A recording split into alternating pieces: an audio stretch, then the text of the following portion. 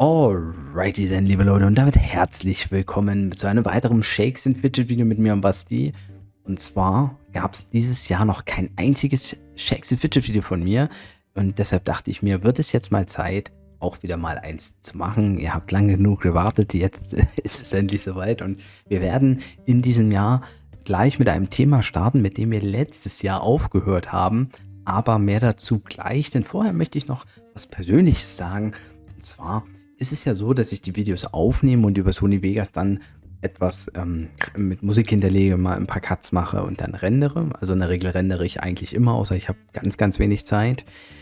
Und da ist mir dann doch dieses Jahr auch wieder mehr aufgefallen. Ein Thema, was mich schon immer begleitet und wo ich früher gesagt habe, boah, ist mir egal.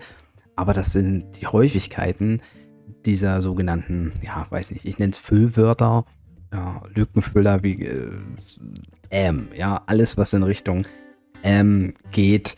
Und das ist mir manchmal so stark aufgefallen, dass ich doch hin und wieder Passagen, wo ich ein solches größeres oder viele Ms hatte, auch weggecuttet habe. Das heißt, das waren jetzt nicht Millionen Cuts, die ich im letzten Jahr gemacht habe in den Videos, aber hin und wieder dann doch, wenn man genau aufpasst, sieht man das auch, wo es eben nicht um einfach nur Pausen ging, sondern halt auch vielleicht um diese Füllwörter. Auch beim Stammtisch ist es mir aufgefallen und an sich hat es keiner negativ irgendwie mir gegenüber geäußert in der letzten Zeit, was mich sehr stark wundert, aber mich stört es und deshalb habe ich mir vorgenommen, in diesem Jahr das Ganze bewusster anzugehen, sprich bewusster darauf zu achten, dass ich nicht so häufig diese Füllwörter nutze. Ich finde, Redepausen zu haben ist gar nicht so schlimm. Gerade, oh, da war's. Habt ihr es gerade im Hintergrund gehört? Unbewusst kam es schon hoch und bewusst wollte ich es unterdrücken.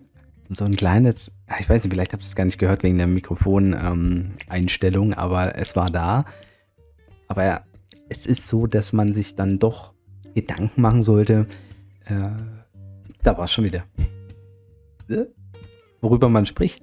Und das liegt bei mir daran, dass ich dann doch innerhalb eines Themas an sehr viele Sachen denke und gleichzeitig keine Wortfindungsstörung habe, aber vielleicht nicht immer die richtigen Wörter habe, um etwas hundertprozentig auszudrücken. Hin und wieder wiederhole ich auch gesagte Teile nur in anderer Form und dann ist man in so einem Redefluss und ich bin jemand, der sehr viel reden kann und dazu hat es sich eben eingegroovt, dieses zwischendurch und ich will versuchen, etwas daran zu arbeiten, das mache ich aber für mich und das kann auch bedeuten, dass ich etwas an meiner allgemeinen Redeweise ändern muss, ändern werde und das kommt vielleicht auch dem Video oder dem Zuhörer zugute, denn es ist doch interessanter, viele hören sich Shakes and Fidget Videos, gerade längere Videos, dann eher als Podcast annehmen, weil ich kenne es ja selber, man kann auch nicht immer alles angucken, jetzt auch, es gibt ja nichts zu sehen. Shakes and Fidget definiert sich auch viel über das Gesagte.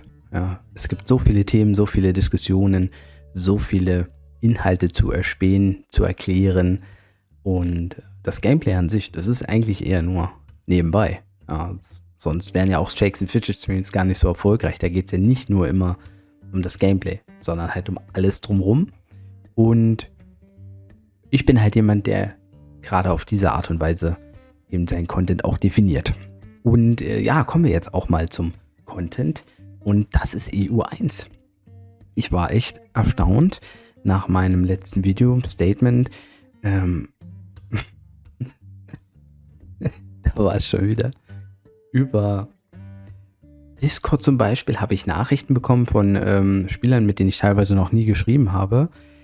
Oder auch auf andere Formen habe ich sehr viel Feedback bekommen. Alle waren mega freundlich. Viele haben gesagt, dass es schade ist oder dass ich nicht aufhören soll. Aber keiner hat jetzt gesagt, ey, was bist denn du für ein Honk oder für ein Arsch auf gut Deutsch. Und das hat mich schon mal sehr positiv berührt.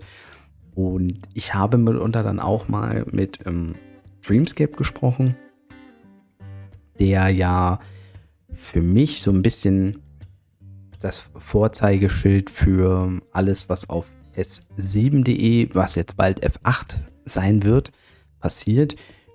Und in meiner Entscheidung, EU1 aufzuhören, ist mir aufgefallen, dass ich ja schon davon ausgegangen bin, dass ich auf dem Fusionsserver mit den Spielern, die die Elevator Aufholjagd gestartet haben auf S7. Dreamscape hatte das natürlich in die Wege geleitet und andere Spieler wie Fear of God, Well Nightstar, auch die teilweise in diesem Levelbereich sind, die dann von den Helveters in die Gods Army mitgezogen sind.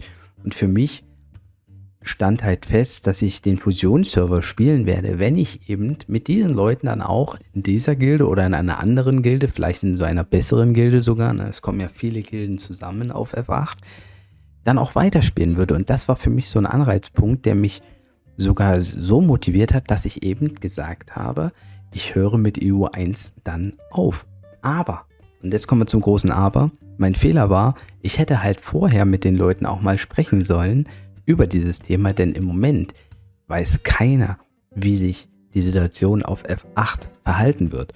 Und es ist auch nicht gesagt, wenn jetzt zum Beispiel die stärksten Chars dieser Gruppe, ja, ich bin ja nicht wirklich der stärkste Char, ja, ich bin eher einer der Schwächeren. Wir können ein Trinkspiel machen. Für jedes M müssen wir das dann irgendwie auf eine andere Art und Weise vergüten.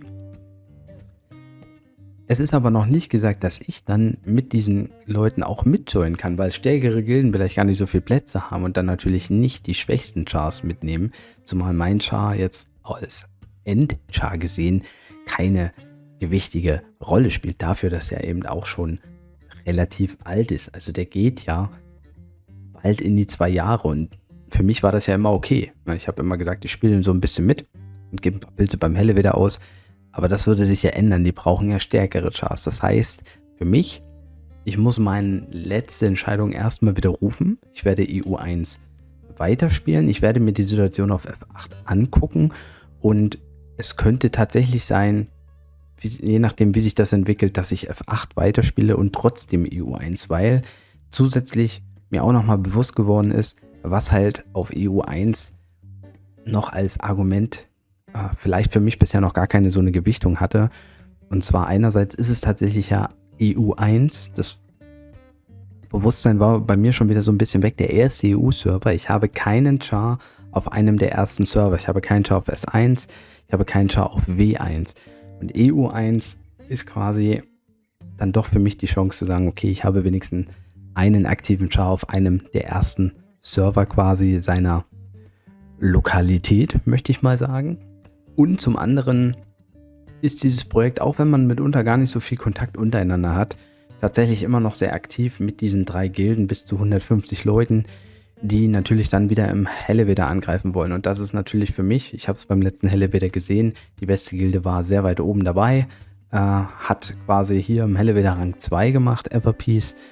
Ich war der Meinung, dass ich vielleicht sogar die Chance gehabt hätte, dabei zu sein und mehr Held-Tokens zu machen als der schlechteste bei Everpeace.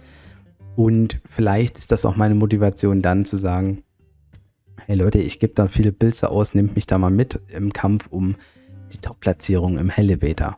Das ist nochmal eine Motivation, die sogar dazu führen kann, dass ich vielleicht F8 spiele und EU1 weiterspiele, wenn auch beide nicht auf dem allerhöchsten Niveau. Oder dass ich F8 gar nicht dann spiele und halt dafür EU1 komplett durchziehen kann. Also die Sache ist also offen. Wir müssen erstmal F8 angucken. Wir müssen sehen, wie sich die Leute verteilen. Wird es überhaupt Verteilungen geben? Und macht es dann Sinn, mich mitzunehmen von S7 quasi auf diesen Server F8 mit den stärkeren Chars? Ja, also die Werte der besten Chars, wenn ich mich jetzt mal an Dreamscape orientiere, nur, ja, der hat einfach mal auch doppelt so viele Skills, ja, mehr als das. Also, oder Base-Werte, sagen wir mal, mit Ausrüstung, das macht natürlich auch viel aus und das respektiere ich auch. Und ja, dementsprechend, Fazit, wie gesagt, ich revidiere meine Aussage, werde trotzdem mal auch jetzt versuchen, bis das geklärt ist, ob ich diese Daily-Geschichten trotzdem alles ganz gut hinbekommen kann auf diesem Server oder auf beiden parallel zu meinen anderen beiden Servern. Und ja, neue Server reihen sich da ja eh mal ein, die ich nicht Long-Term spiele, das ist kein Problem. Und wenn ich dann mal zu einem Long-Term-Server kommen sollte oder wo ich sage, ich möchte Long-Term spielen, dann werden natürlich auch nochmal die Karten ein bisschen neu gemischt werden. Und dann werde ich eben entsprechende Leute auch vorher informieren oder besprechen, bevor ich dann ein Statement mache. Ich möchte nämlich eigentlich keine Sachen ankündigen, die ich dann wieder widerrufe.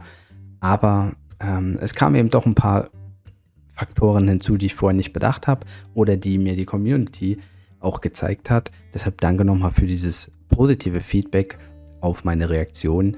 Und auch die gesagt haben, dass sie es verstehen können, war ja auch super. Ich denke, die sind jetzt nicht traurig, wenn ich sage, ich spiele es weiter. Wichtig ist für mich, ich kann das so lange machen, wie ich eben meine beiden anderen Server nicht vernachlässige.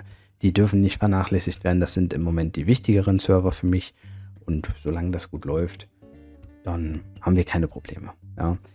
Und so, das war's dann im Prinzip. Viele Amps waren dann nicht mehr dabei. Ich wünsche euch auf jeden Fall nochmal alles Gute für dieses Jahr. Ich hoffe, ihr seid gut reingekommen. Und ja, bin gespannt, was uns alles noch so erwartet. Das eine kommt ja relativ zeitig mit einer neuen Version der Expedition, aber dazu mehr in einem weiteren Video. Haut auf jeden Fall rein, macht Tschüss und Servus. Euer Basti.